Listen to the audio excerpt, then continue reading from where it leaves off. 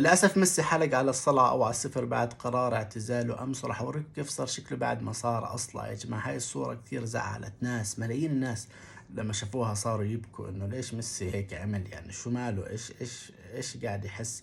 حلق على الصلعة يا جماعة، لازم تعرفوا إشي، إنه أي إنسان في العالم، أي إنسان كان مشهور أو غير مشهور، ممكن يتعرض لحزن واكتئاب ويحب يحلق على الصفر أو يحلق لحيته أو من هذا الحكي. فالموضوع طبيعي، ممكن أي شخص يحزن، خصوصا ميسي يعني له كثير من السنوات، أكثر من 20 سنة بيلعب كرة قدم، وحصل ملايين المعجبين وكل الناس تحبه وتنتظره إنه يلعب. فلما عمل هذا القرار إنه اعتزل يلعب، فحس بإشي فحب يغير من نفسه وحلق على الصلاة. راح أوريكم شكله الآن يا جماعة، بس قبل ما أوريكم أتمنى كل عام في اللايك واشتركوا معنا، ما ضربوا الإشعار من جزر إشتراككم كهرباء بدون مطلع صوت.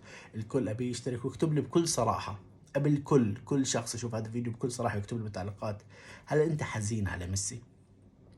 هل أنت حزنت يعني لما اعتزل كرة القدم، حسيت إنه كرة القدم خلاص بطل لها طعم؟ وهل ممكن يجوا لاعبين أحسن من ميسي؟